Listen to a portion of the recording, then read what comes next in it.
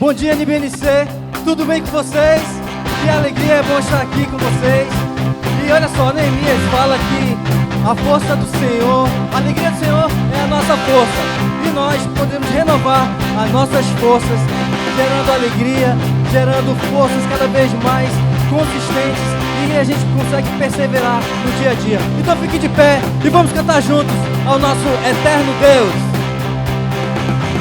Nossas forças irão se renovar se esperarmos no Senhor, esperarmos no Senhor. Vamos lá!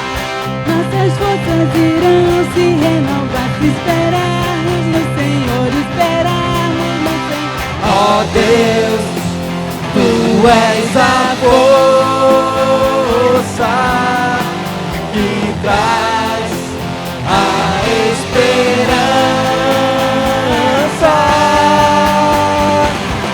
Pois só Tu és o eterno Deus, Tu és o eterno Deus, que nunca irá deixar seus filhos. Tu és o nosso defensor, o Deus Consolador, nos ergue quando estamos fracos. Nossas forças irão se renovar se esperarmos no Senhor, esperarmos no Senhor. Nossas forças irão se renovar se esperarmos no Senhor, esperarmos no Senhor. Ó Deus, Tu és a força que traz a esperança.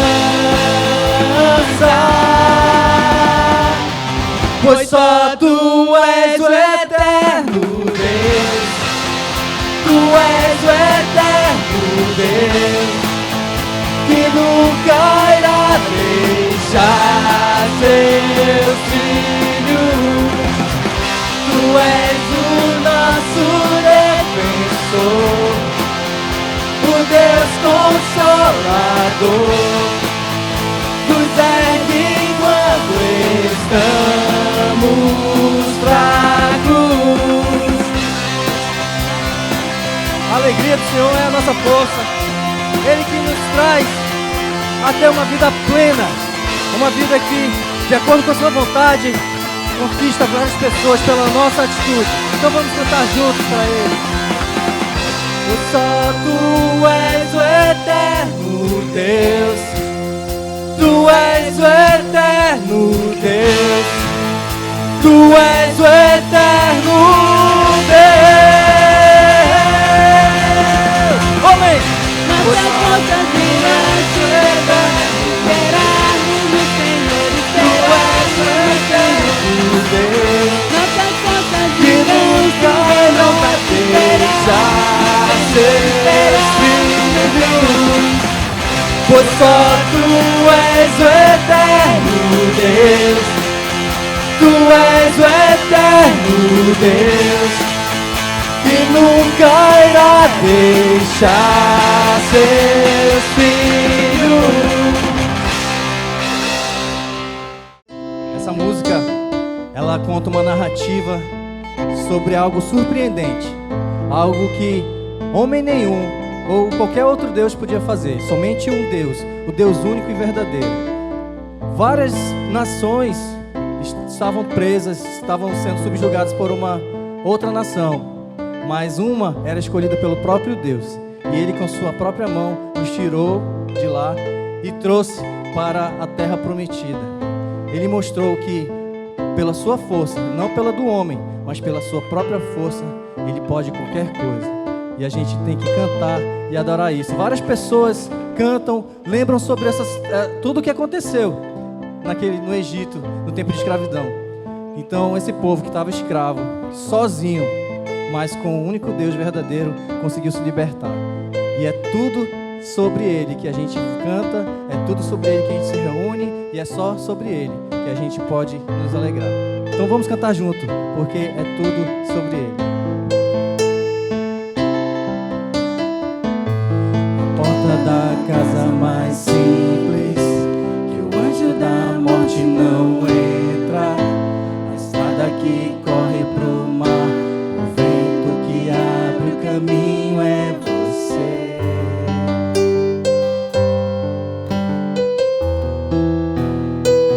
É você.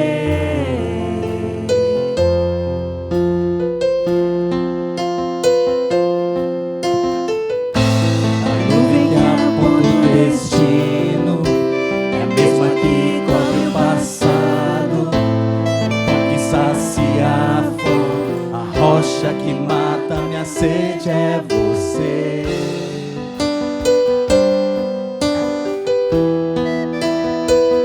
É você.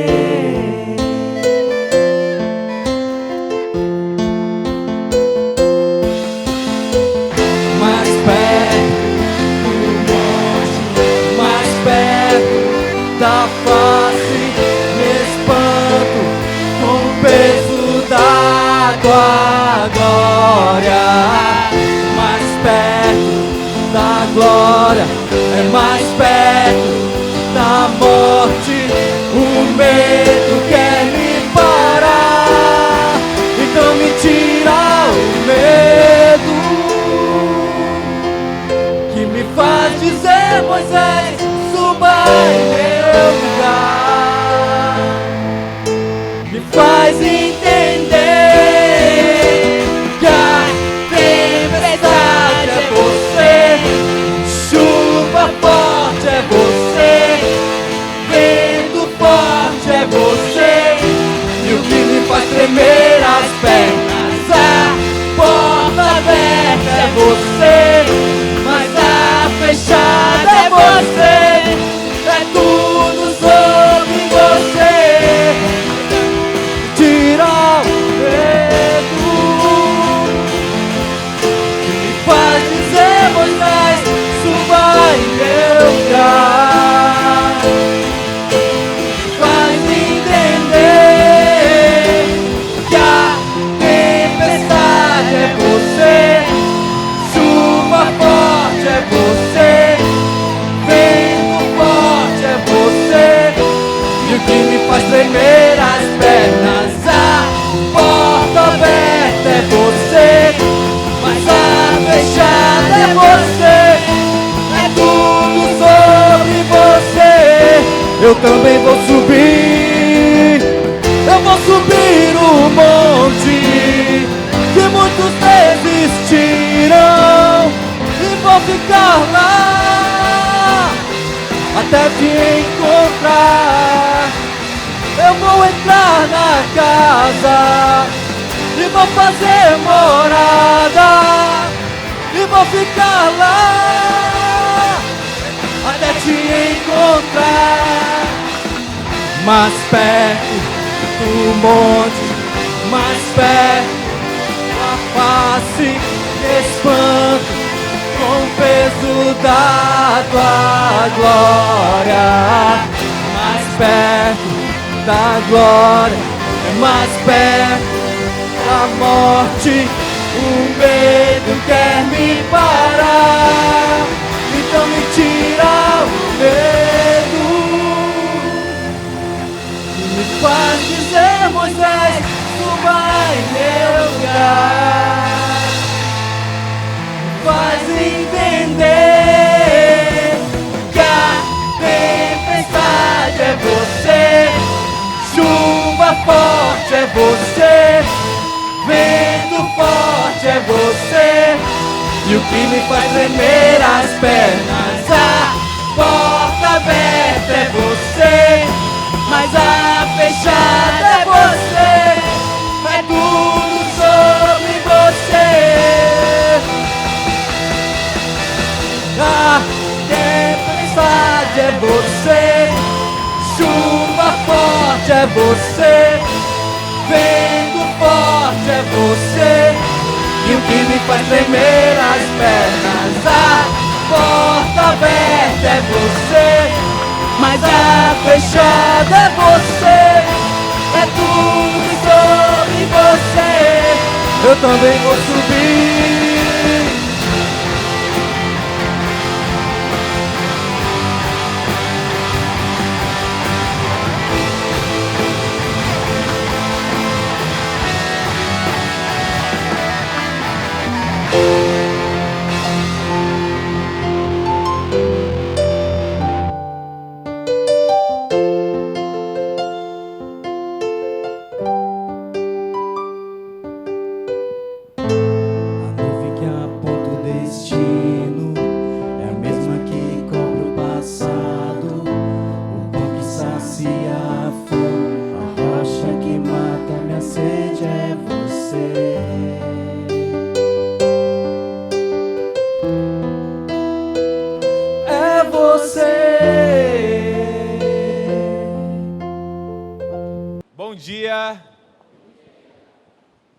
É muito bom voltar à casa do Senhor. O Salmo 23 você já ouviu com certeza, não é? Sim ou não?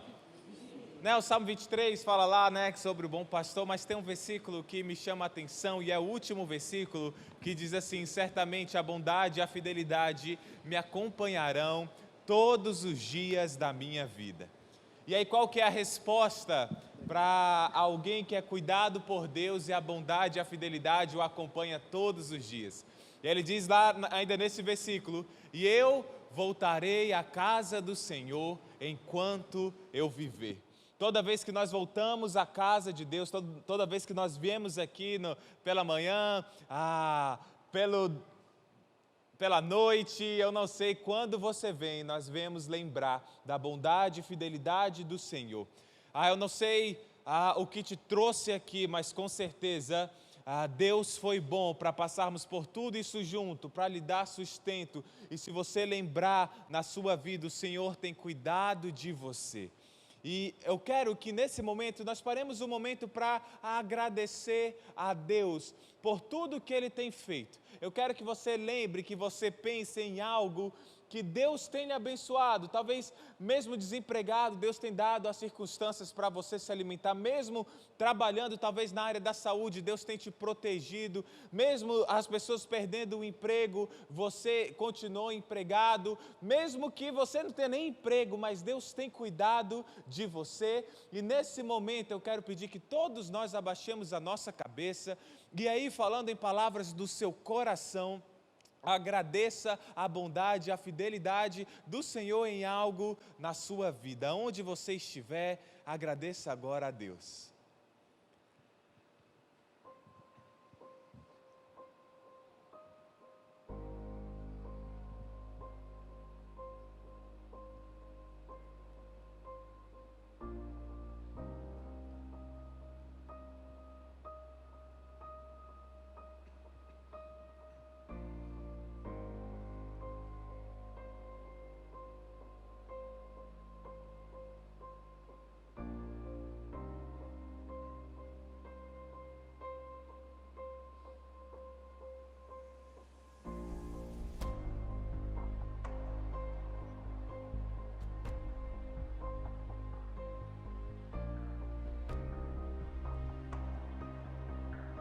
Obrigado, Senhor, por todos esses motivos que as minhas irmãs e os meus irmãos estão agradecendo neste momento. Jesus, Tu és muito bom para nós E nós sabemos, Pai, que certamente a Tua bondade, a Tua fidelidade nos acompanharão, Senhor, enquanto vivermos. Essa semana Tu deu emprego, Senhor, melhores a irmãos. Tu tem dado direcionamento, Senhor, para os nossos irmãos. Tu tem, Senhor, protegido as suas famílias e mesmo aqueles, Senhor, que estão desempregados, Tu tem dado, Senhor, a Tua provisão. Deus, te agradecemos também pela saúde, te agradecemos principalmente pela salvação, por ter perdoado os nossos pecados, por termos a certeza, Senhor, que vamos viver contigo na eternidade, por termos certeza, Senhor, que estamos perdoados graças ao que Jesus fez. E Deus, para agradecer toda a Tua bondade, a Tua fidelidade, nós retornaremos, Deus, à Tua casa enquanto vivermos, até o dia, Senhor, que morrermos, Senhor, e viveremos eternamente contigo. É isso, Pai, que nós oramos, em nome de Jesus, amém. Gente, uns avisos para essa semana. Primeiro aviso é que hoje às 17 horas nós teremos um com Deus e um com a casa. Então, se você não fez nenhum com Deus, nenhum com a casa, expliquei na semana passada. Se é a sua primeira vez que você está vindo, um com Deus é um curso como você aprende a se relacionar com Deus, se aprende a falar com Ele, a ouvir, a entender os propósitos que Ele quer para a sua vida. E aí quando você faz todo esse um com Deus, você entende o nivelamento do que nós acreditamos de Deus, como ter um relacionamento real com Deus. É um curso fantástico. Depois você vai para um com a casa, que você entende os propósitos, a estratégia, o que Deus sonha para esta igrejinha aqui no Nova Cidade e para onde nós estamos encaminhando. Eu creio que antes de você fazer parte de qualquer coisa, você precisa saber quais são os propósitos, para onde está caminhando, para você saber se quer fazer parte ou não. Então, um com Deus e um com a casa para todos aqueles que já foram aprovados no um com Deus. Não esqueça, tá? Hoje às 17 horas. Também para você, ali atrás, naquele carretel ali, tem as meditações dessa semana. E a meditação dessa semana vai falar sobre grandes promessas de Deus para a sua vida. Sabe, porque muitas vezes nós somos temerosos, nós vivemos em depressão, nós vivemos com medo, é porque nós não entendemos as promessas que Deus fez para nós. Gente, eu já fui adolescente como você, eu já fui jovem como você, e eu já fui cheio de medos como você, mas quando a realidade do amor de Deus entrou na minha vida, ao meditar na sua palavra, ao orar em cima dessa palavra, a realidade entrou na minha vida. Cara, muda completamente a sua história, muda completamente a forma como você luta contra o pecado, como você mantém a sua santidade. Quando você entende que Deus te ama e as promessas que Ele te fez, toda a sua história é transformada. Então não esqueça de pegar a sua meditação, grandes promessas, ali atrás. Vamos continuar agora louvando a Deus.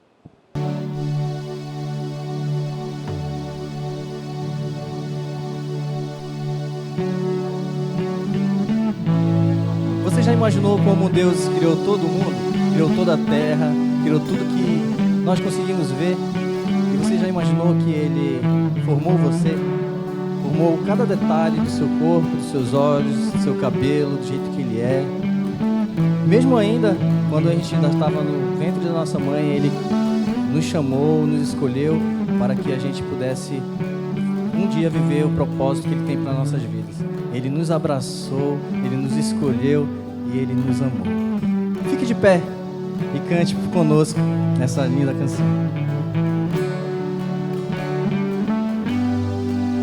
Me abraçou com as mãos que criaram os céus, me encontrou onde a graça as feridas curou, da lama me tirou, na rocha me firmou, seu nome me entregou, salvou meu coração, me ergueu, minha vida proclama a sua glória.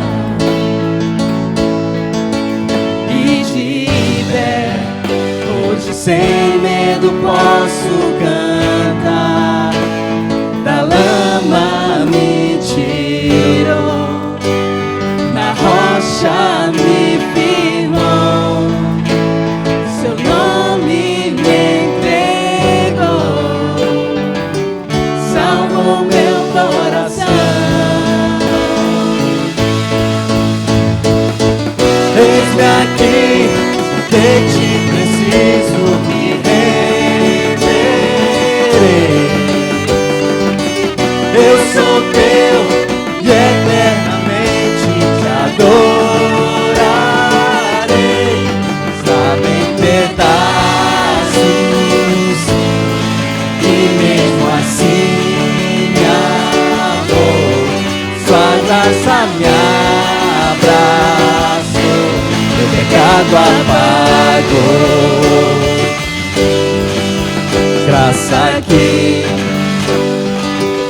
derrotou toda a morte, me livrou, enfim, da vergonha e da dor. O véu ele rasgou, a tumba se abriu, Jesus se levantou, em seus braços estou. Eis-me aqui, de ti preciso me renderei. Eu sou teu e eternamente te adorarei. Em pedaços e mesmo assim me amou. Sua graça me abraçou, meu pecado apagou. Estou curado e perdoado sou. Sua graça me abraçou, meu pecado triunfou. Na graça estou, na graça estou, na graça estou, na graça estou.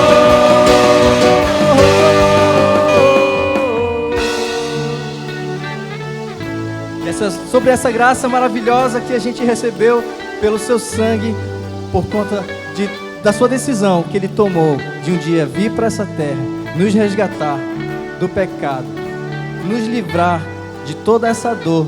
Ele veio para nos amar e continua nos amando até hoje.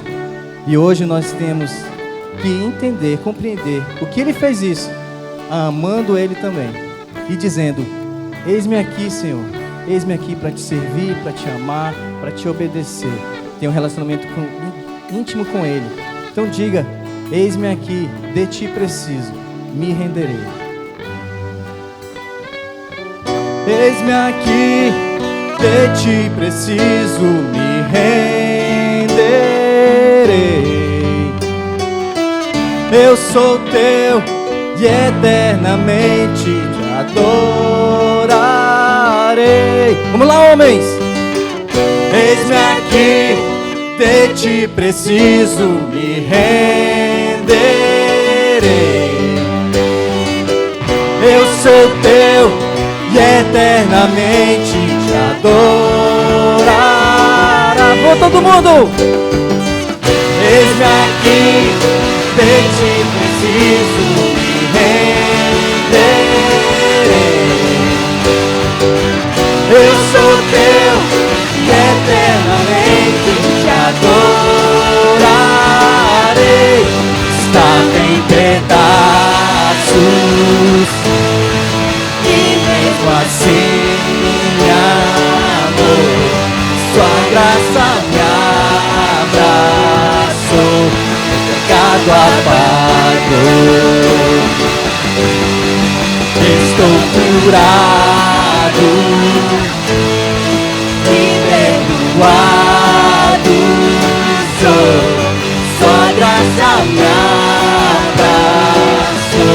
sobre a morte Cristo.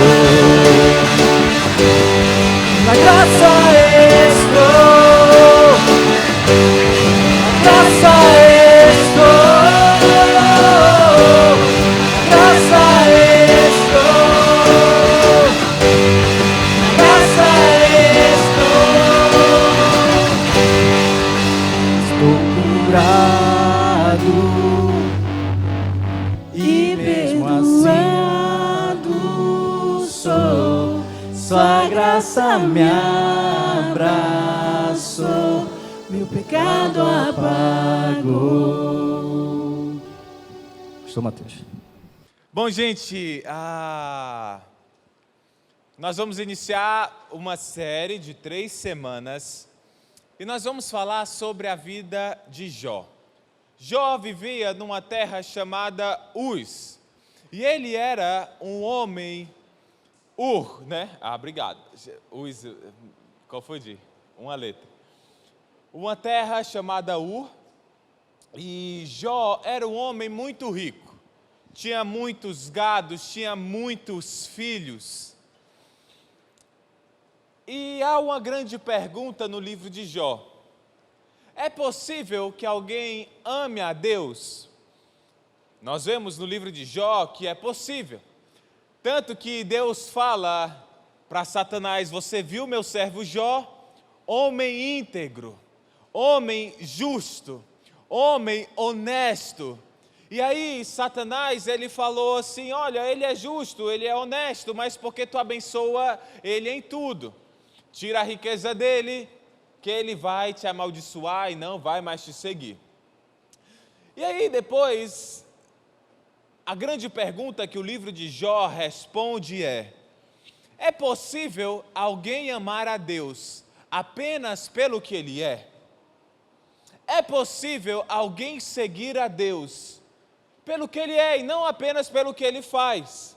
Porque hoje nós vivemos numa época de uma igreja que serve a Deus pelo que Ele faz. Eu sirvo a Deus porque Ele me abençoa a ser próspero. Eu sirvo a Deus porque Ele evita que o gafanhoto devorador invada a minha casa e destrua as minhas finanças. Eu sirvo a Deus porque isso, aquilo. Eu sirvo a Deus. E poucas pessoas servem a Deus por servir a Deus e por amar a Deus pelo fato de quem Ele é. O Deus Todo-Poderoso que nos amou, nos salvou. E a grande pergunta que se quer responder no livro de Jó: alguém pode amar a Deus pelo que Ele é? Eu lhe aconselharia a anotar essa mensagem, porque nós vamos ver através do livro de Jó 12 pactos que fizeram Jó permanecer firme em meio às mais difíceis condições. Hoje, as pessoas, elas desanimam, desviam, pecam, deixam de seguir a Deus por tão pouco. Jó, ele perdeu tudo. Perdeu a sua família, perdeu as suas finanças. A única família que restou foi uma mulher, a sua mulher, que dizia: amaldiçoa o teu Deus e morre, e ainda incentivava, olha, igual aquela sua amiga, aquele seu amigo bandido: não, sai logo desse negócio de igreja, deixa de servir a Deus, vem para o mundo e morre. Só tinha uma mulher dessa, né, que é a mulher dele ainda, e você ainda reclama da sua mulher, né? Pastor é pior que a de Jó.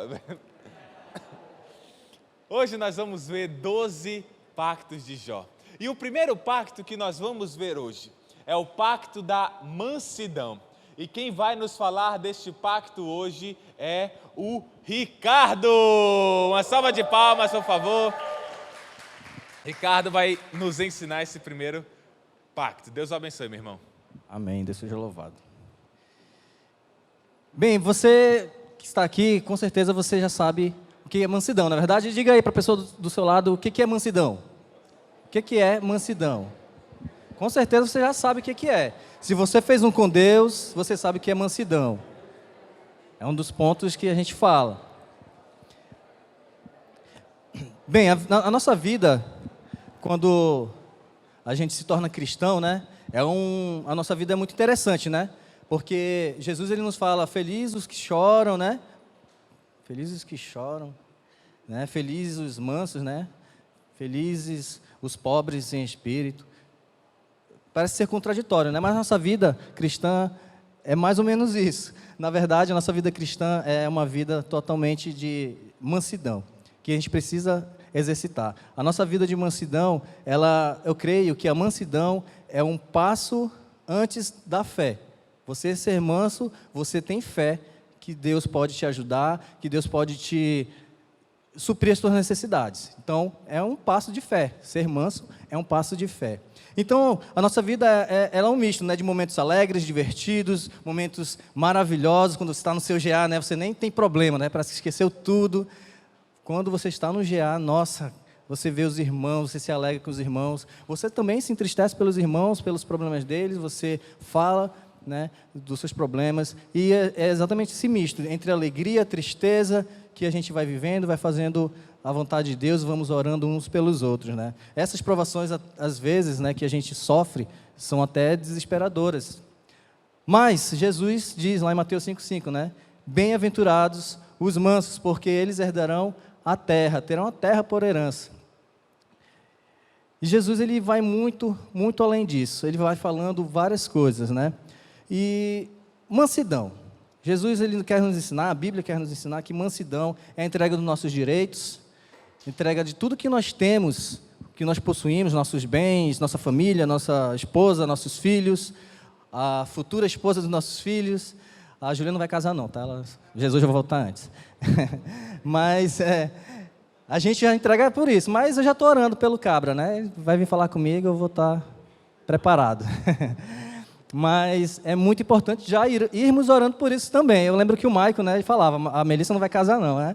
Aí o Davis já estava sendo preparado ali, tá vendo? Mas ele estava orando já pelo genro, né? E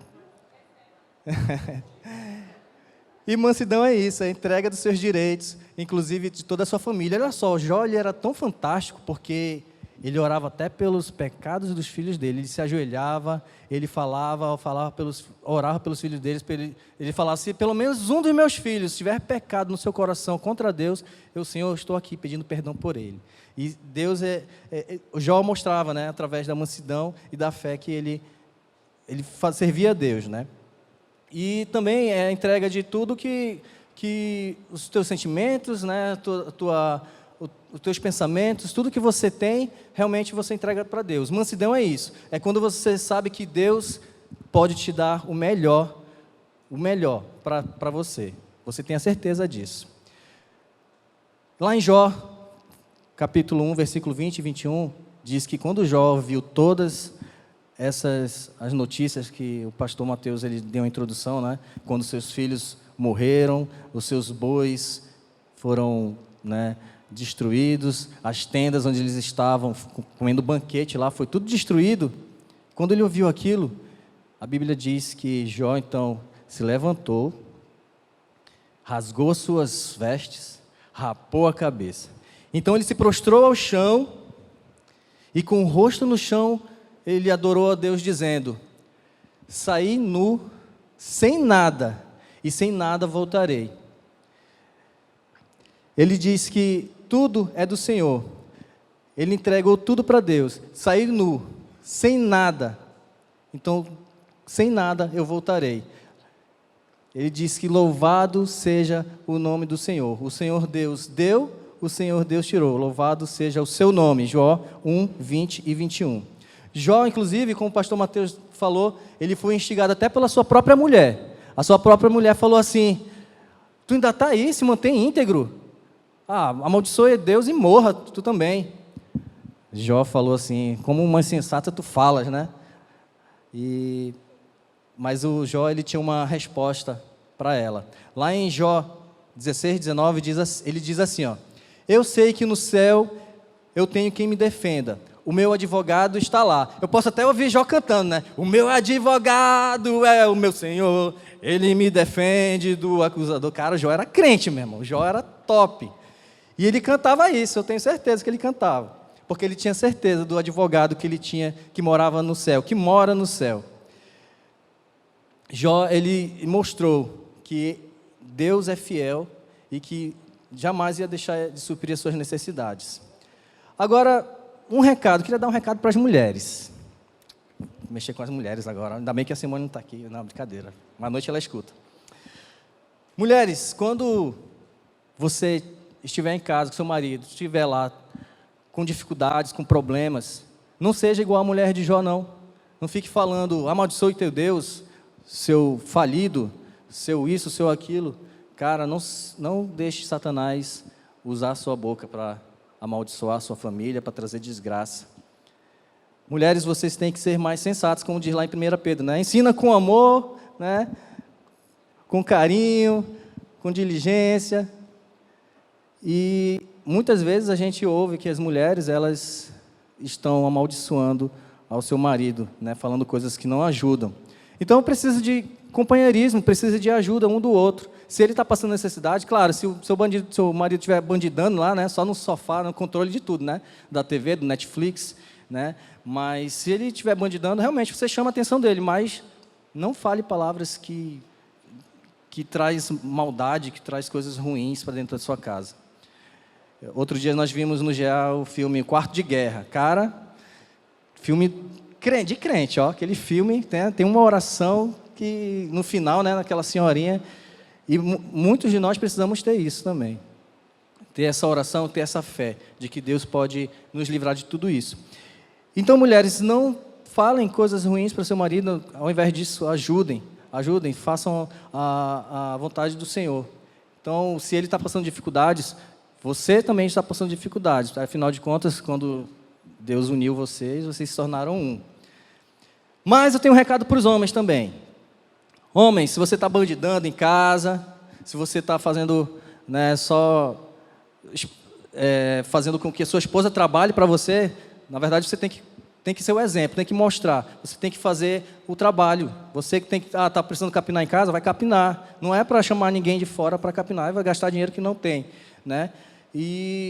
Mas sirva a Deus, sirva. Se a tua família te reclama que você sai de casa para vir servir, cara, você fala assim, eu vou servir a Deus primeiro, sirva de exemplo para isso, e depois, né, a gente cuida aqui de casa. Vem, sirva a Deus. É melhor você estar bem com Deus do que com sua própria família.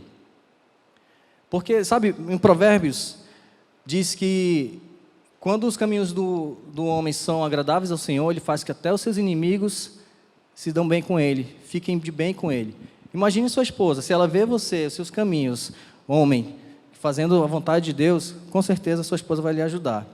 Até porque, em Eclesiastes 7:8 diz que o fim é melhor que o início. Se você começou a sua caminhada cristã toda errado, é assim mesmo que Deus queria. Deus queria que você fizesse isso, viesse todo errado que você estivesse. E aí você servia a Deus, porque é melhor ser paciente do que orgulhoso.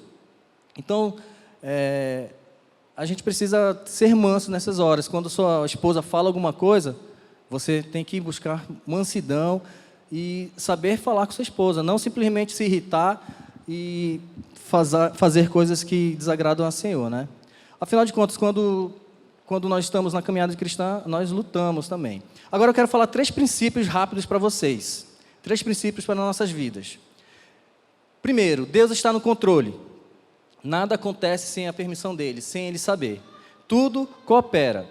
Em Jó 1:21, diz que o Jó, né, fala que ele vai voltar nu para a terra. Então, a gente tem que entender que Jó nos está ensinando a mansidão de que Deus é dominador de tudo, que Ele sabe de tudo e que tudo coopera para o nosso bem, né? E só que, por exemplo, tem crente que tem dinheiro, que ele fala, quando acontece alguma coisa com ele fala assim, eu vou procurar os meus advogados, porque isso não vai ficar assim não, eu vou procurar os meus advogados. Aí os crentes pobres falam assim, eu vou no programa Exija Seus Direitos, vou lá. Mas no fim acaba que esse crente, na verdade, não é tão crente assim não, quando ele decide fazer isso, né? É um crente sem Cristo, né? E o próprio Jesus mostrou o quanto Ele nos amou, Ele vindo para cá, para a terra. Ele não precisava vir para cá, mas Ele veio. O segundo ponto, não importa o que pensamos sobre justiça, devemos confiar no padrão de Deus para nossas vidas. Esse é o segundo princípio. Não importa o que pensamos sobre justiça, devemos confiar no padrão de Deus. E o terceiro é Jesus é o nosso advogado, ele nos defende. Isso está lá em Jó 16, 19 e 1 João 2, 1. Jesus é nosso advogado, ele nos defende. Eu lembro de uma história, a Simone sempre conta no Com Deus, que aconteceu com ela, no trabalho dela. Ela estava no setor onde recebia os exames médicos, né? E entrou um senhor lá, com alguns exames, e aí ele foi a ser atendido com o médico. Aí o médico pediu os exames, né, raio-x, e ele disse que tinha entregue para Simone, e precisava entregar para o médico os exames. O problema é que ele não tinha levado. E aí ele começou a falar alto com a Simone: eu entreguei os exames para você, você tem que dar conta agora, eu vou processar. E chamou todo mundo, chamou a diretoria, chamou as pessoas, e falou que ia processar a Simone, ia processar a prefeitura, porque sumiu com os exames dele. A Simone ficou na dela, não se exaltou, porque dá vontade, né, de pular no pescoço, né? Mas ela ficou na dela. E aí, 2 dias depois, esse homem voltou lá, pediu para reunir todo mundo. Gente, vem aqui todo mundo vem aqui. E eu quero falar uma coisa, eu queria pedir perdão para a Simone, porque eu falei para ela que ela tinha levado meus exames e ela, na verdade, eu nem trouxe. Eu estava arrumando minha casa hoje e eu achei os exames. Então, Simone, perdão pelo que eu fiz, pelo que eu falei, por tudo que eu te fiz passar.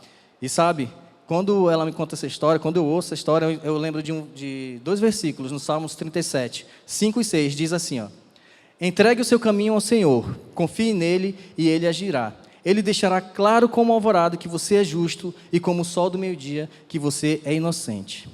Gente, a Simone não precisou levantar a sua voz, não precisou se exaltar, não precisou ela querer procurar os direitos dela. Ela simplesmente chegou em casa, orou. Cara, minha esposa é demais. Ela ora bastante, ela ora muito. E como é maravilhoso viver com ela, porque ela entende que a mansidão é a entrega dos seus direitos a Deus. Ela entregou isso para Deus e Deus agiu. E mostrou, assim como o versículo diz, deixou claro como a alvorada que ela era justa, que ela era inocente. Então a mansidão é isso, entregar os seus direitos, é você não tomar a frente de Deus. Deus vai na frente, Deus nos protege, Deus cuida de nós. Você acha que greve é certo fazer? Será se crente pode fazer greve? Eu creio que não. Provérbios 24, capítulo 24, 21 e 22 diz: tema o Senhor e ao rei, meu filho, e não se associe aos dissidentes, pois terão repentina destruição. E quem pode imaginar a ruína do Senhor e o que o rei pode causar?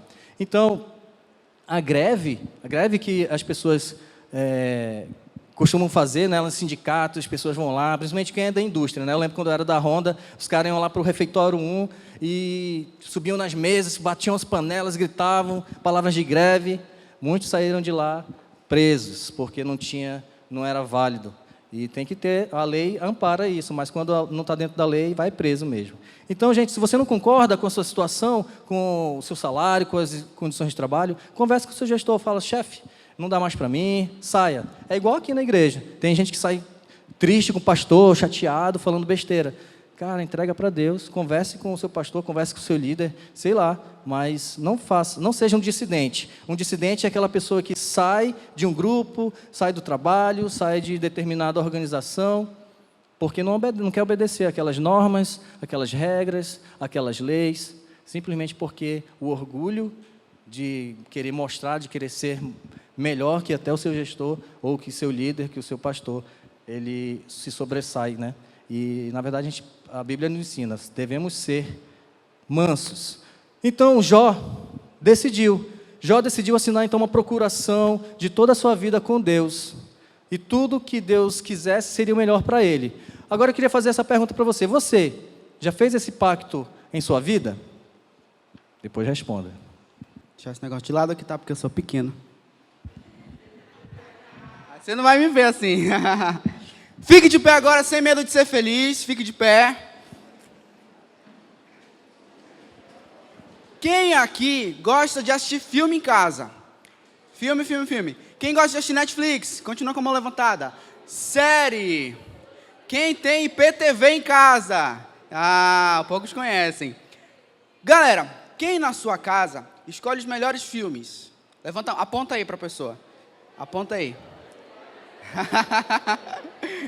Essa pessoa tem o controle na mão, não é? E quando o filme é chato, misericórdia. Pode sentar agora, amado. Galera, o segundo pacto, anote aí no seu caderno, é o pacto da humildade. Pacto da humildade. Já anotou? Terminou de anotar, olha nos meus olhos aqui, ó, que sou ciumento. Já anotou? Pacto da humildade. Para você entender logo de início, pacto da humildade, imagina que isso daqui é a sua vida. Controle de uma televisão. É a sua vida. Aqui você escolhe suas decisões, aquilo que você vai fazer, a emoção que você vai sentir. Isso daqui é a sua vida e é isso que vai direcionar aquilo que você vai fazer. É o filme que você vai assistir. Pacto da humildade é você pegar aquilo que você vai escolher, suas emoções, o seu ego, os seus medos, o seu futuro e entregar para Deus. Para Ele escolher o filme que você vai assistir. Para Ele escolher a decisão que você vai tomar. Para Ele escolher o rumo que você vai seguir na sua vida. Isso é o pacto da humildade. É isso de uma forma simplificada, tá? Por favor. Agora, na prática, o pacto da humildade é você entender que Deus é o seu dono. Simples assim. É você entender que Deus é o seu dono. No pacto da mansidão, a gente aprendeu que mansidão é a entrega voluntária dos seus direitos a Deus. É você jogar, pega Jesus, a bola é tua, resolve essa treta por mim, é com você. Humildade é você entender que por Jesus ser o seu dono, Ele vai escolher melhor do que você. Se a situação for resolvida, se o problema for resolvido, se você for, sua justiça for clareada como a luz da alvorada ou não, você vai ser feliz, porque Deus é o seu dono, Deus está na frente, Deus resolveu isso por você. Sacaram? Eu vou dar algumas definições sobre o pacto da humildade, e isso você vai anotar. Vou falar a definição número 1, definição número 2, isso você vai, anota. O que não for para anotar, olha para mim de novo, tá bom? Definição número 1 sobre o pacto da humildade. Humildade é entender que Deus é o seu dono, como a gente acabou de falar. Humildade é entender que Deus é o seu dono. É Ele que é o chefe. Você não pode reclamar porque Ele já falou e já era. Humildade, a segunda definição, é ser pobre de espírito. Alguém sabe o que é ser pobre de espírito aqui? Levanta a mão. Pobre de espírito, pobreza de espírito. A Bíblia fala em Mateus 5:3. Bem-aventurados os pobres de espírito, pois deles é o reino dos céus. Pobreza de espírito, mais uma vez, é você entender que Deus é o seu dono. É você tirar o seu ego, as suas vontades, aquilo que você quer reclamar, pega Jesus, é teu. Isso é pobreza de espírito, é você se esvaziar de si mesmo.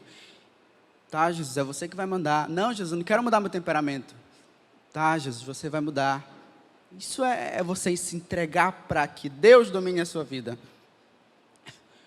Definição número 3. Humildade é a submissão voluntária à autoridade de Deus e daqueles que Ele colocou sobre você. Humildade é a submissão voluntária à autoridade de Deus e daqueles que Ele colocou sobre você. Humildade é a submissão voluntária à autoridade de Deus e daqueles que Ele colocou sobre você. Já? Bora, corre. Jó 2:10. Pode projetar aqui, mano? Mana, por favor. Jó 2:10. Se recebemos de Deus as coisas boas, por que não vamos aceitar também as desgraças? Assim, apesar de tudo, Jó não pecou, nem disse uma só palavra contra Deus. Na primeira dificuldade a gente já está reclamando, né? Pô, Deus, por que tu fez isso comigo? Por que tu permitiu eu perder meu emprego, Deus? Jó perdeu tudo. Tudo que ele tinha construído, toda a fortuna que ele tinha arrecadado. Jó era um cara muito rico. E ele perdeu tudo. E assim, apesar de tudo, Jó não pecou, nem disse uma só palavra contra Deus. Uma só palavra contra Deus. Uma só palavra contra Deus. E na cabeça a gente já está reclamando, né? Quando Deus já tira uma coisinha nossa. Quando Deus dá uma gripezinha para a gente, já está reclamando para Deus. Se você tiver feito o pacto da humildade verdadeiramente, pode vir problema, pode vir papoco, pode vir desemprego, pode vir dificuldade, que você vai permanecer firme. Porque você entende que Deus é o seu dono. E Deus vai fazer melhor nessa situação. E Deus está no controle. Está entendendo quanto é legal isso? É você descansar no colo de Deus, é Ele que está cuidando. Você sabia que Jó perdeu de uma vez todos os filhos dele? Todos os filhos dele. Caiu um terremoto lá, caiu foi tudo em cima da família dele. Nesse período de coronavírus, a gente perdeu alguns parentes. Algumas pessoas aqui na igreja perderam familiares. E ficaram muito tristes, ficaram alguns depressivos, alguns quiseram se matar. Foi uma tristeza forte. Mas imagine Jó, agora, perdendo todos os filhos de uma vez. Imagine você que tem filho, perdendo todos os filhos de uma vez. Imagina, Aline, de uma vez assim, no acidente de carro, morreu Cacá e Mateus. O que tu ia fazer? Imagina, Ronaldo. Ronaldo já ia pecar contra Deus. Jó não pecou contra Deus nisso tudo, mesmo perdendo todos os filhos. Jó não disse uma só palavra contra Deus. Isso é loucura, né? A nossa tendência é reclamar. Sabe por quê? Também, que Jó não disse uma só palavra. Primeiro, porque ele era submisso a Deus, a autoridade de Deus, aquilo que Deus fazia. Ele tinha certeza que Deus ia resolver da melhor forma possível, por mais que ele não visse nada. Ou que ele não entendesse. Jó era tipo um mendigo na rua. Ele era a Bíblia fala que ele era cheio de pereba. Ele ficava jogado na rua, o pessoal passava por ele. Caramba, Jó estava um dia desse, dando uma festa ali, com gado, com um monte de coisa, com comida. A família dele toda reunida. Jó era rico, era muito conhecido naquele lugar. Do nada, esse cara está jogado no meio da calçada, todo perebento e louvando a Deus. A gente perde o emprego, né? Oh, Deus. Vou falar mais não, senão meu pastor vai me matar. Mas Jó entendia que ele seria recompensado. Se não fosse aqui nessa terra, por Deus, lá no céu. A gente aqui, crente, entende que a nossa pátria não é aqui. Aqui a gente constrói, aqui é para conseguir mais pessoas para Cristo. Para que quando a gente for para a nossa pátria celestial, aí sim lá a gente vai morar, lá a gente vai viver, vai ter nossas coisas. A gente entende que nosso lugar é lá. Jó entendia também que o lugar dele era com Deus. E por isso que por mais que ele não fosse recompensado aqui, ele de forma nenhuma iria negar o nome de Deus. De forma nenhuma. Definição número 4. Humildade é reconhecer que a vontade de Deus é melhor do que a minha. Humildade é reconhecer que a vontade de Deus é melhor do que a minha. Isso inclui a escolha de Deus é melhor do que a minha. Isso inclui o jeito de Deus é melhor do que o meu jeito. A opinião de Deus é melhor do que a minha. A sua nem vale do lado da de Deus. Assim, apesar de tudo, Jó não pecou, nem disse uma só palavra contra Deus. Já anotou? Definição número 4. Definição número 5. Humildade é reconhecer que as minhas autoridades vêm de Deus. Agora, estica um pouquinho assim a costa da cadeira. Só um pouquinho, porque vai doer. Eu vou falar mais um para que não doa. Humildade é reconhecer que as minhas autoridades vêm de Deus. Jó 9,14a. Projeta aqui, amada, de novo.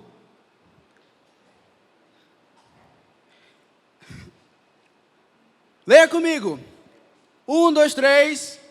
Como então poderei eu discutir contra ele? Como achar palavras para com ele argumentar? Próximo. Embora inocente, eu seria incapaz de responder-lhe. Poderia apenas implorar misericórdia ao meu juiz. Embora Jó fosse inocente, Jó não encontrava pecado no coração dele. Embora ele fosse inocente, ele nunca ia levantar palavra contra Deus. Ele entendia que a sua autoridade vinha de Deus. Presta atenção nesse pedacinho aqui. Quem sou eu, então, para responder a Deus? Eu preciso que você agora me diga, quem aqui antes da pandemia tinha um emprego? Levanta a mão. Tinha um emprego. Tá. Quem aqui durante a pandemia continuou com o emprego? Tá, beleza. Quem aqui, lá na sua empresa, tem um chefe bacana? Levanta a mão. Eita, filma, Mateus, assim, ó. Pessoal, brincadeira, filma não. Humildade é entender que esse seu chefe aí foi permitido por Deus que ele fosse seu chefe. Com um propósito. Todas as autoridades que Deus coloca na nossa vida têm um propósito. Se seu chefe é desse jeito, Deus tem um propósito na sua vida. Se é um dia não aguentar mais e partir para o negócio próprio, eu não sei. Mas se é trabalhar no seu coração, humildade, calar sua boquinha e fazer seu trabalho certinho, para que ele não tenha nenhum motivo para reclamar de você, Deus cumpriu o propósito dele para a sua vida. Se é trabalhar o seu orgulho, Deus cumpriu o propósito dele para a sua vida, com aquele chefe mau.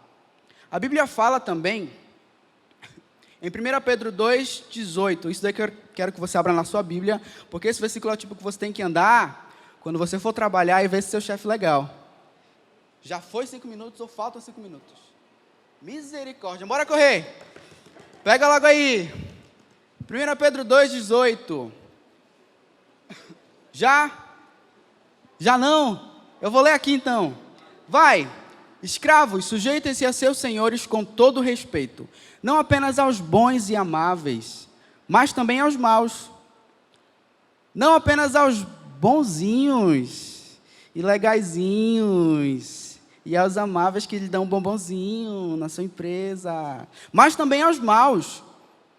Porque é louvável que, por motivo de sua consciência para com Deus, alguém suporte a aflição e o sofrimento injustamente. Pois que vanglória há em suportar açoites recebidos por terem cometido mal? Mas se vocês suportam sofrimentos por terem feito bem, por estar agindo corretamente na sua empresa, é louvável diante de Deus a sua atitude. Por isso vocês foram chamados, pois também Cristo sofreu no lugar de vocês, deixando-lhes exemplo para que sigam os seus passos. Ele, Cristo, não cometeu pecado algum, e nenhum engano foi encontrado em sua boca. Quando insultado, não revidava. Cristo, não é apóstolo Paulo é top, Pedro também é top. É Cristo, amado. Quando insultado, não revidava. Quando sofria, não fazia ameaças, mas entregava-se àquele que julga com justiça. É o seu dono. Deus era dono de Jesus. Ele se entregava para que Jesus resolvesse a situação por ele. Vou pular isso daqui, pastor, senão eu vou morrer. Sabe Bolsonaro, Dilma, Lula, os presidentes bacanas que a gente votou e está aí agora? Foi colocado por Deus com propósito. Sabe Deus qual é? Se é desgraçar o Brasil para que Jesus volte, e acabe com tudo e renove tudo. Deus tem um propósito dentro disso tudo. Romanos 13, de 1 a 2. Todos devem sujeitar-se às autoridades governamentais, pois não há autoridade que não venha de Deus. Sabe seu pai e sua mãe que você tem problema? Adolescente, jovem, nós. Sabe seu pai legalzinho, que briga por muita coisa? Ele veio de Deus. Com propósito. A Jamile está se batendo toda ali, ó. Eu entrego logo. Veio de Deus, amado. Com um propósito para a sua vida. Sabe seu pai? Não sei o que ele faz. Ele não é nem crente. Ele veio de Deus com um propósito para a sua vida. Sabe seu marido? Ele veio de Deus com um propósito para a sua vida. Sabe seu pastor, seu líder? Que não recebe, pastor fala, não recebe nenhum real. Eu falo que não recebe nenhum bombom. Para lhe amar, para cuidar de você. Às vezes o líder é aquele que fere, o amigo que fere. Lembra da mensagem semana passada? Às vezes seu líder é aquele que é amigo que fere, que vai lhe machucar. Mas é por amar você. Não é porque vai ganhar R$1 por cada aconselhamento, não. Porque a gente está vendo a besteira que vai acontecer e lhe alerta para que você não quebre a cara. Eu amo, às vezes me dói quando o pastor vem com a porrada para cima de mim, mas eu amo isso, porque isso mostra que ele se importa comigo. Cara, a gente não recebe nada para ficar aqui até tarde na igreja aconselhando, ou ir para a sua casa aconselhar. Isso é amor, gente. É amigo que fere. Rapidinho. E daí, Davis? Como eu posso pôr em prática o pacto da decisão? Quanto tempo falta aí, meu pastor? Vou dar rapidinho. Primeiro, como eu posso ser humilde no meu dia a dia? Esteja pronto para engolir sapo. Às vezes o pacto da humildade exige que você cale um pouquinho a boca. Para o seu chefe, que é mau, para o seu pai, não sei.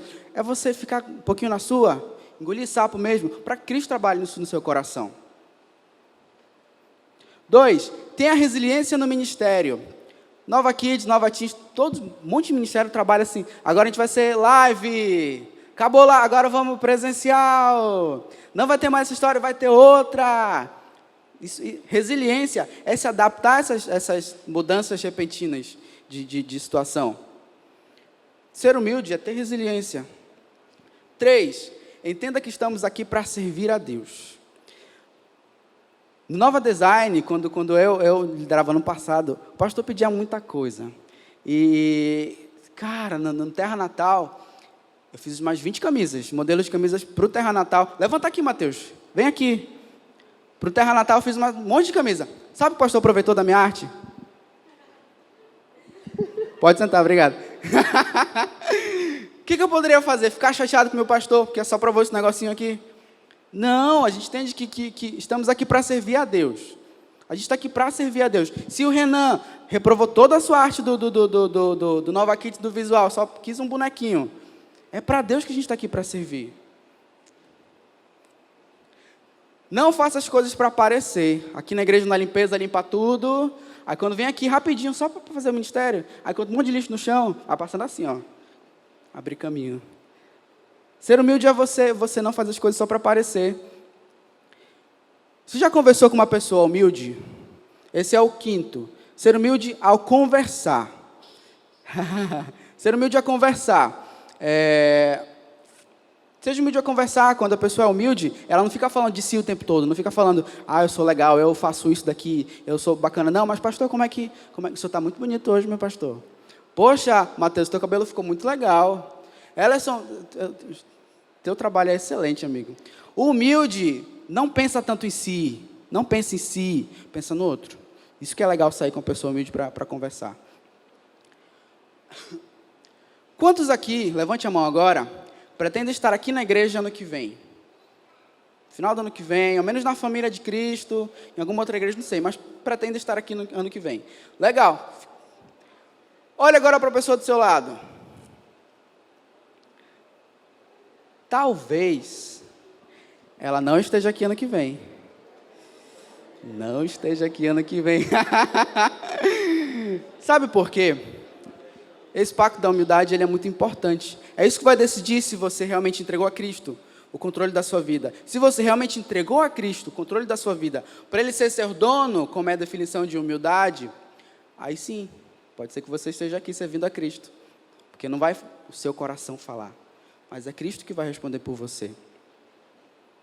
Para finalizar, entenda que Deus é o seu Pai. Se você está com problema, corra para o seu Pai para reclamar. Porque Ele tem cuidado de nós. Tá? Seu pacto da humildade. Obrigado, gente. Bom dia, gente.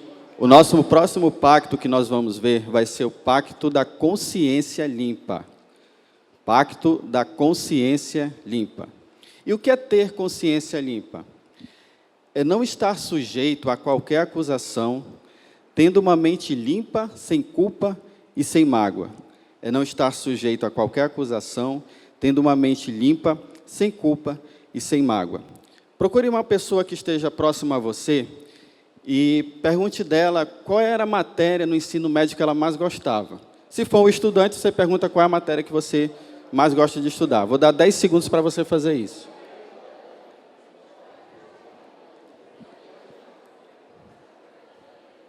Ok? Quantos aqui responderam química? Uma pessoa. Alguém mais? Gente, eu pensei que ia ter mais gente, olha. Só 2 aqui para salvar a pátria. A minha matéria preferida era química, né? Era o que eu gostava de estudar. E para a grande maioria que não gosta ou não gostava, eu vou pedir sua licença para usar um exemplo da química para a gente fazer a aplicação no nosso estudo de hoje. Quantos aqui já viram ferro? Ferro. tem na grade, né, do portão, da janela. É algo muito comum, né, de a gente encontrar por aí. E dentro do átomo de ferro existe uma natureza elétrica que ela é instável. E essa natureza elétrica, ela sempre está em busca de se conectar a alguma coisa que está ali ao seu redor, no seu ambiente, para que ela possa se estabilizar. No caso do ferro, isso é muito comum de acontecer, de ele se conectar com o oxigênio do ar. Só que aí, quando ele faz isso, ele se transforma em uma outra coisa. Ele se transforma em óxido de ferro. E você sabe o que é isso? É aquela ferrugenzinha que você vê lá, né, no portão da sua casa, na grade da sua janela, que você não lixou nem pintou ainda. Né? É aquilo ali, né, que está se formando. E quando o ferro ele faz isso, ele consegue resolver, né, aquela questão lá da carga elétrica dele, só que ele cria um problema. Ele começa a entrar num processo de corrosão. E se nada for feito a respeito daquilo, esse processo ele vai cada vez mais avançando até destruir completamente aquele material, aquela estrutura.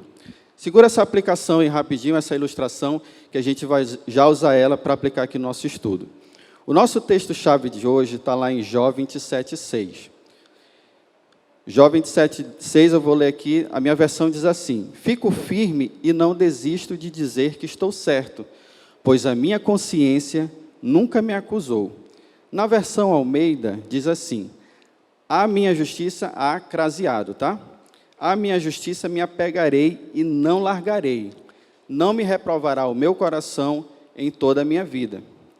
Na nova versão transformadora, diz assim: afirmarei minha inocência sem hesitar.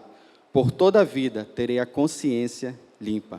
A palavra que foi usada para traduzir para o português justiça, no hebraico é tzedaká. Meu hebraico não é lá essas coisas, tá, gente? Então, a pronúncia é mais ou menos essa.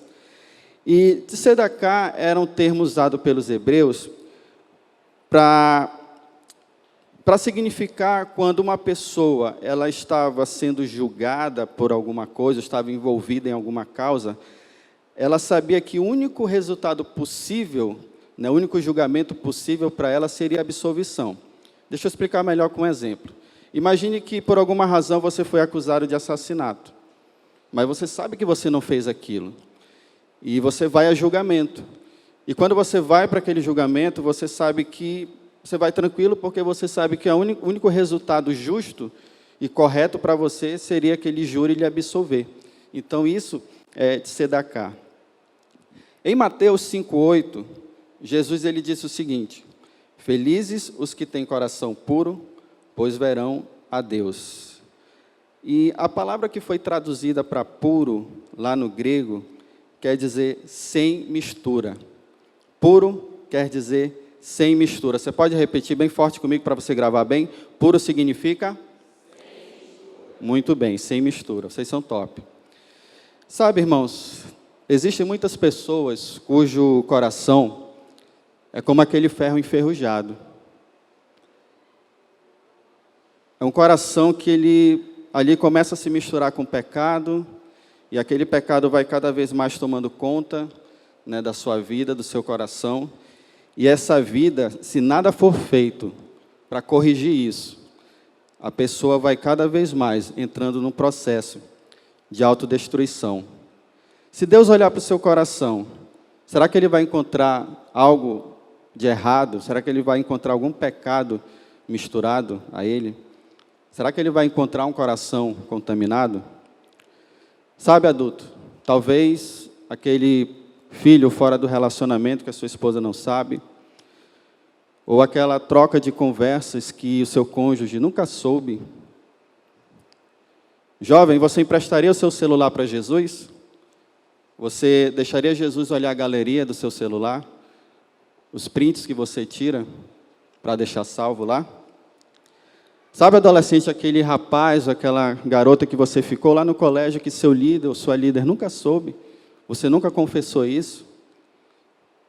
Criança, sabe aquela mentirinha que você contou para o seu pai e para sua mãe? Ah, mas é só uma mentirinha. Mas isso é pecado. Em Jó, capítulo 13, 9 a 10, ele diz o seguinte: vocês pensam que podem enganar Deus como enganam as pessoas? Se vocês forem injustos ou desobedientes, mesmo em segredo, ele certamente os repreenderá. Sabe, irmãos, a gente pode esconder as coisas do pastor Mateus, da Thaís, do seu líder de GA, do seu líder de ministério. Você talvez até consiga esconder dessas pessoas, mas de Deus você não consegue esconder. E, num determinado momento, isso vai ficar evidenciado na sua vida. Deus vai trazer à tona. Aí você pode estar se perguntando assim, tá, mas então como é que Deus quer encontrar o meu coração? O próprio Jó responde, lá no capítulo 23, versículo 10. Jó 23, 10, na minha versão, diz assim: Deus conhece cada um dos meus passos. Se Ele me puser à prova, verá que sairei puro como... Qual é o metal que ele está citando aí? Qual é o metal? O ouro. Sabe, gente, o ouro, ele é um metal fantástico. O ouro, você pode usar ele para muitas coisas. Ele é um material muito resistente. Ele é muito, muito mais estável, né, do que o ferro, que nós usamos no nosso exemplo do início. Ele pode ser aplicado, usado em várias coisas, desde a medicina, na questão de cosméticos, para várias coisas. O ouro pode ser usado. E mais, ele é facilmente moldado. Será que se Deus olhar para o seu coração, Ele vai encontrar um coração assim como o ouro? Um coração que está disposto a servir aonde for necessário? Um coração puro, onde não há nada misturado ali nele, não há pecado ali que não esteja confessado, que não esteja resolvido? Será que Ele vai encontrar um coração fácil de ser moldado, que se permite ser moldado, ensinado por Deus? Havia um líder que ele tinha um ministério muito promissor numa cidade pequena do interior, e apesar de toda a dificuldade ali da questão do local, mas aquele ministério avançava, pessoas sendo salvas para Jesus, e era assim, realmente um ministério muito abençoado por Deus. Em determinado dia, a esposa daquele líder precisou ir para a capital para fazer tratar algumas questões da saúde dela, e aquele líder ficou sozinho lá naquela cidade. E Satanás começou a usar a vida de uma mulher para investir contra a vida daquele líder. E, a princípio, ele resistiu ali àquela situação, mas, passado um tempo, ele caiu em pecado com aquela pessoa. E se levantou um grupo na igreja e começou a acusar aquele pastor, e aquela igreja se dividiu. Metade acreditava na inocência do pastor e a outra parte permanecia acusando. E ele sempre negando a situação. Não teve coragem de chegar com aqueles irmãos contra os quais ele havia pecado e ter dito, olha, eu errei. E a situação foi tomando uma proporção que ele entendeu que seria melhor, numa tentativa de não agravar ainda mais a situação, sair daquele lugar e deixou aquele ministério, foi para uma outra cidade, no outro estado, e começou a trabalhar, dando o melhor de si, buscando viver uma vida correta, mas o ministério não foi para frente. E ficou ali em torno de uns 2, 3 anos, e tentando de um lado, de outro, mas aquele ministério não frutificou. Ele saiu então daquela cidade, foi para outra, em outro estado, novamente começou a dar o melhor de si, começou a se empenhar, e conseguiu alguns resultados no início, mas pouco tempo depois, o ministério começou a ir ladeira abaixo. Passado algum tempo, ele começou a sentir algumas dores, a família levou para o médico, corre com o exame, para lá e para cá, diagnóstico, câncer. E por mais que houvesse ali todo um esforço no tratamento dele, mas a situação cada vez mais ia se agravando.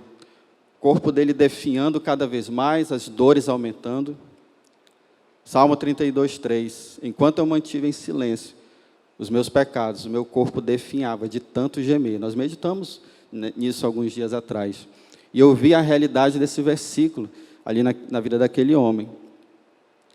E passou-se um tempo, depois de várias tentativas, o médico chegou com ele, chamou a família, chamou a esposa, perdão, e disse assim, olha, não tem mais o que a gente fazer. Não existe mais na medicina nada que possa ajudá-lo, o caso dele é muito específico, é se despedir da família e esperar a morte. E depois que aquele homem ouviu as palavras daquele médico, foi quando ele decidiu fazer o que ele deveria ter feito lá atrás.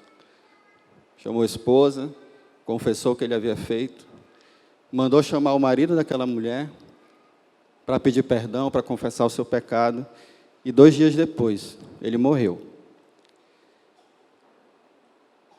Um ministério promissor, um homem inteligente, um homem que tinha tudo realmente para fazer grandes coisas pelo reino de Deus, mas por causa de um pecado, por causa de algo que permaneceu misturado no seu coração, pôs tudo a perder. Como nós podemos aplicar esses princípios nas nossas vidas, diariamente? Ponto 1, nós devemos viver com a nossa consciência limpa. Em Provérbios 14:9, eu peço que você abra na sua Bíblia. Provérbios 14:9. Diz assim, os insensatos zombam da ideia de reparar o pecado cometido, mas a boa vontade está entre os justos. Sabe, meu irmão? Sabe aquela situação que você ainda não resolveu, que está pendente, que você ainda não confessou? Irmãos, ter consciência limpa não é você não pecar, porque nós vamos pecar. Todos nós aqui, eu peco, você peca. Mas ter a consciência limpa é você reparar esse erro. É você chamar a pessoa contra a qual você falhou, que você pecou, dizer, olha, me perdoe, eu fiz tal coisa. É chamar o seu cônjuge e resolver aquela situação que ainda está pendente. E quando você faz isso, você está obedecendo a palavra de Deus. Segundo ponto, nós podemos esconder dos homens, mas de Deus jamais. E um dia tudo virá à tona. Vou repetir aqui. Podemos esconder dos homens, mas de Deus jamais. E um dia tudo virá à tona. Leia na sua Bíblia aí, Provérbios 28:13. Só virar algumas páginas à frente. Provérbios 28:13 diz assim: quem esconde os seus pecados não prospera, mas quem os confessa e os abandona encontra misericórdia. Você quer avançar na sua vida, você quer prosperar, tá? Quando a gente fala em prosperar, geralmente já se pensa logo em dinheiro, né? Mas não é exatamente isso. Né? É quando Deus ele encontra espaço na sua vida para que você realmente cumpra o propósito dele plenamente na sua vida. Isso é prosperar. E por último, devemos estar preparados para quando Deus nos colocar à prova. Abra aí a sua Bíblia em 1 Pedro 1, de 6 a 7. Ponto 3, devemos estar preparados para quando Deus nos colocar à prova. 1 Pedro 1, de 6 a 7 diz assim: nisso vocês exultam, ainda que agora, por um pouco de tempo, devam ser entristecidos por todo tipo de provação. Assim acontece para que fique comprovado que a fé que vocês têm é muito mais valiosa do que o ouro que perece. Até aí. Sabe o ouro que tantas pessoas correm atrás, chegam até a matar por causa de ouro? Deus ele tem algo, para ele, existe algo muito mais valioso do que o ouro, que é a nossa fé. E ele deseja refinar essa fé, ele deseja aprimorar essa fé, ele deseja amadurecer essa fé. E isso vai vir mediante as provações. Você vai estar preparado quando ela chegar? Para finalizarmos, se Deus olhar para o seu coração, o que ele vai ver? Ele vai encontrar ferro misturado ou ele vai encontrar ouro puro? Que Deus nos abençoe. Tudo bem, gente? Agora o nosso quarto pacto que Jó fez é o pacto com os ouvidos. Anote aí, pacto com os ouvidos. Antes de a gente começar a entrar a fundo no texto, eu quero dar algumas curiosidades para você sobre o ouvido. Você sabia que os nossos ouvidos eles não ouvem som algum? Você sabia disso? Quem sabia disso? Olha ali, tá vendo? Uma corajoso, Miguel. Os nossos ouvidos eles não ouvem som algum. Quem ouve som é o nosso cérebro. O ouvido ele só detecta, na verdade ele só é receptor de algumas ondas sonoras, e o seu cérebro, ele faz a decodificação desse som, e aí você entende o som como o som de uma aeronave, ou o som de alguém falando. Então, quem ouve o som não é o seu ouvido, é o seu cérebro. A segunda curiosidade é que o nosso ouvido, ele tem a capacidade de detectar de 20 até 20 mil hertz, tá? O que é isso? É um ruído de um carapanã, sei lá, de um mosquito. Quando você está deitado, você está lá quase pegando um sono e você... E aí você escuta ali no seu ouvido. Isso é aproximadamente 20 hertz, tá? E 20 mil hertz é ali um avião a jato, por exemplo. Os nossos ouvidos, eles detectam até isso. Outro fato que para mim foi bem interessante é o seu ouvido, ele nunca para de funcionar. Mas eu estou dormindo e não escuto nada. Por quê? Sabe por quê? Porque quando você está dormindo, o seu cérebro, ele trava tudo. Você não ouve nada porque o seu cérebro ele interrompe as ondas sonoras que estão vindo, mesmo ela vindo toda hora. Isso só não acontece quando tem um barulho muito alto. E aí você acorda, tá? Quando tem algum brega lá do lado da sua casa, ou... você sabe o que eu estou falando, né? De vez em quando, eu vou na casa de alguns irmãos para a gente meditar, né?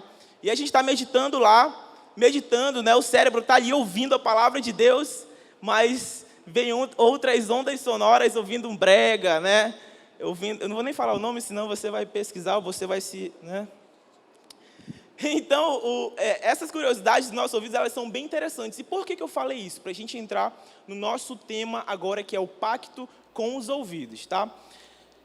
Você já ouviu aquela frase que fala assim, que os olhos são a janela da alma? Você já ouviu essa frase? Quem ouviu essa frase? Os olhos, eles são a janela da alma. E os nossos ouvidos, eles são a entrada do ar-condicionado. Eu não entendi, Daniel. Não faz sentido. Faz sentido. Sabe por quê? Olha só. Eu moro aqui na Nova Cidade tem mais ou menos 20 anos, né? Que eu moro aqui na Nova Cidade. Eu vim bem criancinha, tem mais ou menos 20 anos. E era uma febre. Todos os ladrões só entravam nas casas pelo ar-condicionado. Sempre. Toda semana na rua, roubaram minha casa. Roubaram minha casa. Por quê? Os ladrões empurravam o ar-condicionado, né, quando não tinha ninguém em casa, e eles entravam pelo buraco do ar-condicionado e faziam a festa. Tá? Por que eu falo que é a entrada do ar-condicionado? Porque Satanás ele não é diferente desses ladrões. Ele sabe que um dos lugares que ele pode ter acesso à nossa mente é pelo ouvido. Então, isso é algo que a gente precisa prestar muita atenção. Tá? Vamos lá, eu quero que vocês acompanhem comigo. Tá? Esse versículo está na versão NTLH, tá? Você não vai conseguir ver ele na NVI. É Jó 12:11. Jó 12:11 fala assim. Meus amigos, Jó estava falando para os amigos dele, tá? Meus amigos, assim como os ouvidos julgam o valor das palavras e o paladar prova os alimentos, assim escuto o que vocês dizem, mas só aceito o que eu acho certo. Poxa, mas não faz sentido. Jó aceitava só o que ele achava certo. Você vai já entender. Nesse momento, Jó estava passando por uma das piores fases da sua vida. Imagina você aí, pai, mãe. Imagina você perder o emprego. Você perder toda a sua família por um desastre. Imagina você perder todo o dinheiro que você conseguiu reunir, você conseguiu guardar ali durante toda a sua vida. Você perder tudo isso de uma vez só. Imagina você. E Jó estava passando por essa fase. E aí alguns amigos de Jó, né, vieram e foram tentar consolar Jó. Né? Só que esse consolo, ele foi um consolo que mais machucou do que fez bem. E esses amigos de Jó, eles fizeram com Jó, eles lucubraram Jó. O que é lucubrar? Lucubrar é você especular exageradamente sobre algo. Então, eles lucubraram Jó. O que eles pensaram? Eles desenvolveram ali uma lógica simples. Jó está sofrendo. Se ele está sofrendo, é porque ele fez algo de grave. Se Jó está sofrendo muito, significa que ele fez algo de muito grave. Então, essa lógica os amigos de Jó desenvolveram. Só que Jó ele não tinha feito nada, ele sabia disso. E ele falou assim, eu escuto o que vocês estão me falando, beleza, só que eu só aceito o que eu acho certo. E quando eu escuto quando eu olho esse versículo, e Jó fala que ele só aceita o que ele acha certo, eu lembro desse versículo aqui. Pode projetar para mim, por favor? 2 Timóteo 3,14. Quando eu li esse versículo e vi, cara, eu só acho certo, eu só aceito aquilo que eu acho certo. Eu tentei colocar na minha vida, né? Falei, não, mas, cara, isso é orgulho. Será que isso é orgulho? Não faz sentido. E aí, olha só o versículo. 2 Timóteo 3,14 fala assim: quanto a vocês, porém, permaneçam nas coisas que aprendeu, das quais tem convicção, pois você sabe de quem aprendeu. E aí eu penso, as coisas que eu acho certo. Quando Jó estava falando isso, ele não estava falando das coisas das suas vontades, não. Ele estava falando das coisas que ele aprendeu com Deus. Isso ele achava certo e isso ele aceitava. Fora isso, meu amigo, você pode falar o que você quiser, eu não aceito, tá? E aí, depois de tudo isso, depois de Jó ter feito isso, depois de ele ter falado isso, um exemplo que me vem à cabeça é, sei lá, a esposa chega para o marido e fala bem assim, meu amor, domingo hoje é o dia do Senhor, você tem que ir para o seu ministério lá, para a nova operação. Aí o marido fala para a mulher assim, não, que vou para a nova operação domingo? Domingo é dia de ficar em casa com a família, acordar tarde. Não, eu só aceito o que eu acho certo. Isso eu não acho certo, então eu vou ficar em casa. Você conseguiu entender que a nossa vontade, as coisas que nós achamos certo por nossa vontade, é totalmente diferente das coisas que Deus acha certo. Mas, já que a gente está falando sobre pacto com os ouvidos, eu quero perguntar de você. Durante o seu dia, o que você tem escutado? O que você tem escutado é certo? As conversas que você escuta no trabalho, você considera essas conversas que você escuta algo certo? As coisas que você escuta na sua escola, na sua faculdade ou algum canto, você acha que as coisas que você está escutando são coisas certas? Sim ou não?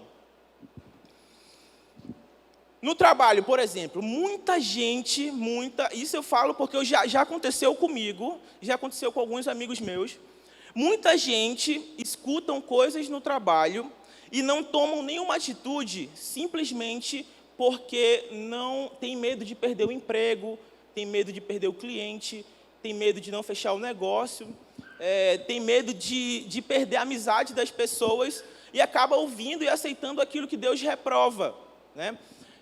Semana passada, eu fui vender um produto para uma moça, né? E foi ela e a irmã dela, né? A irmãzinha dela pequena.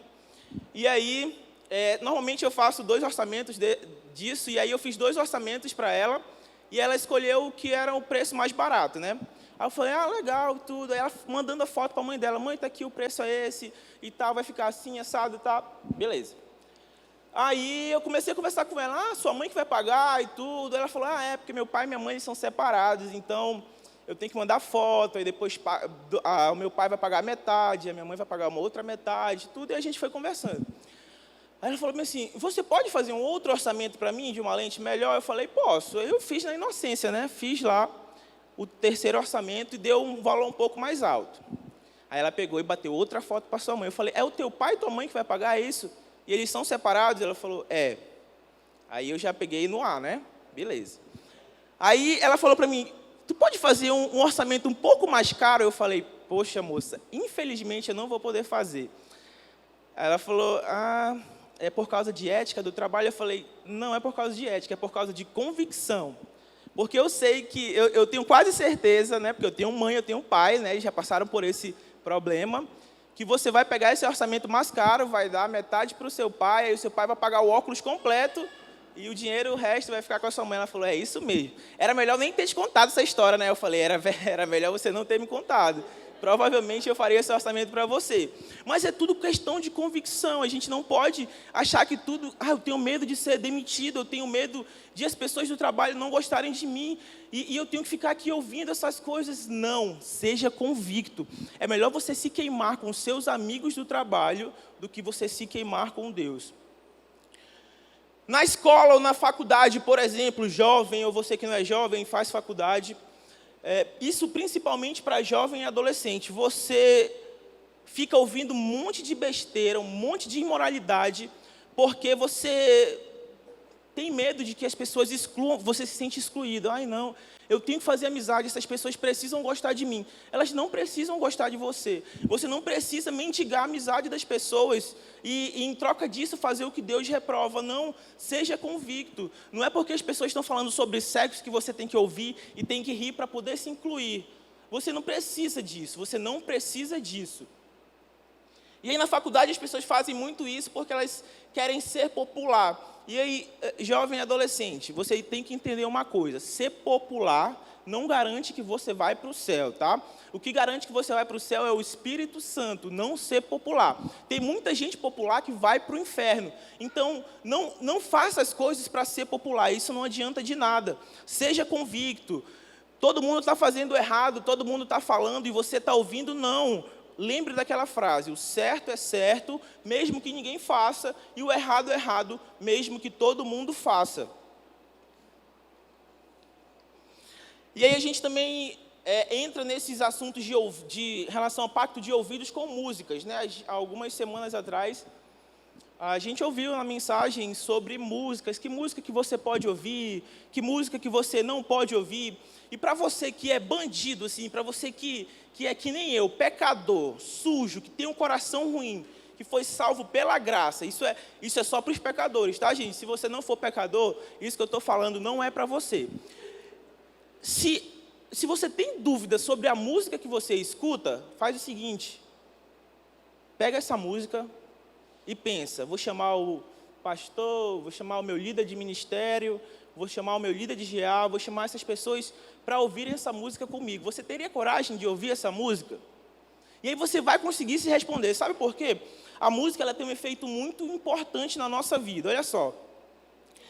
Às vezes eu canto para a Vanessa, por exemplo, eu chego para minha esposa e eu canto: te amo como nunca amei ninguém. Você conhece, né? Te quero como nunca quis um dia.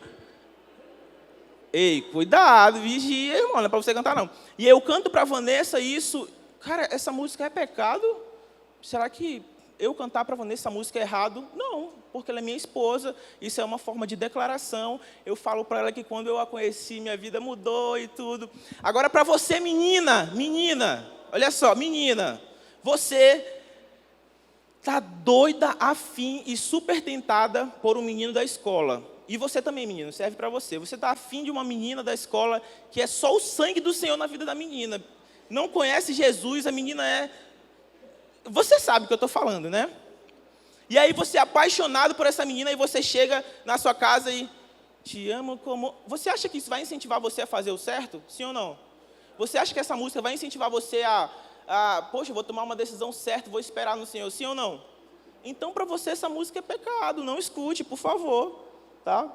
A música ela influencia tanto que em 1935, uma música ela foi responsável por 100 suicídios. Uma música, 100 suicídios. E o autor dessa música, ele também se suicidou. Por quê? Porque a música ela teve um efeito tão grande que ele não aguentou e ele acabou se matando. Tá? Então, quando você escuta algo, você está sendo estimulado a fazer aquilo. Você tem coragem de fazer aquilo. Aquilo te dá coragem, te incentiva a fazer o errado. E o que você está sendo estimulado a fazer durante o seu dia? Trair sua esposa com as músicas que você escuta? A fazer sexo adoidado, a matar, a roubar, a, sei lá, mentir? O que você está sendo estimulado a fazer com as músicas que você está escutando? E eu quero dar 3 pontos para você. Vamos lá. O que fazer para ouvir o que é certo aos olhos de Deus? Para a gente finalizar. O que fazer para ouvir o que é certo aos olhos de Deus? Primeiro, olha para mim. Assim, ó, faz assim, ó. Primeiro, para, pensa e fica com o que é bom. De novo. Para, pensa e fica com o que é bom. Esse é o nosso primeiro ponto. A Bíblia fala bem assim: cara, você ponha todas as coisas à prova e fique com o que é bom. Pai, se o que você escuta no trabalho ou na roda de amigos, se o que você escuta lá fosse uma declaração do namorado da sua filha para ela, você ia gostar? Sim ou não? Pesado, né? Mãe, se o que você escuta nas suas rodas de amigos ali Se o que você escuta no seu trabalho também, mãe, ou com a sua vizinha, sei lá onde você está, se o que você escuta fosse a mesma coisa que as pessoas estavam falando de você, você acharia legal? Seria bom, sim ou não? Jovem, se o que você escuta, você colocasse para o seu líder de GA ouvir, para todo o seu GA reunido ouvir ele, gente, eu tenho uma música para vocês, que é essa música aqui, ó. Você acharia legal, sim ou não?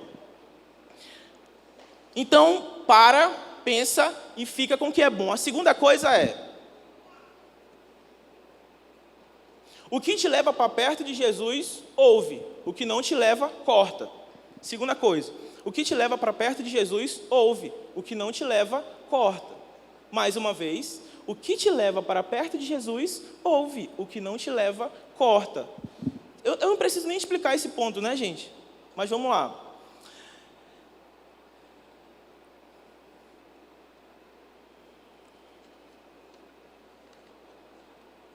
Se você reproduzisse todas as músicas que você escuta, se você reproduzisse, eu chamasse você e falasse assim: vem cá, qual é a música que tu gosta? Sobe aqui, vamos fazer junto. Você teria coragem, sim ou não? E nossa última dica é: ouça a voz de Deus. A fé vem por ouvir a mensagem. E a mensagem vem por meio da pregação a respeito de Cristo. Ah, tira aí a voz de Deus. Rapaz, eu sabia e a voz de Deus me assustou, olha. E a nossa terceira dica é: ouça a voz de Deus. Olha só o que a Bíblia fala em Romanos 10:17. Fala bem assim. Romanos 10:17, tá? Isso é em outra versão, tá? Não é na NVI. Consequentemente, a fé vem por ouvir a mensagem, e a mensagem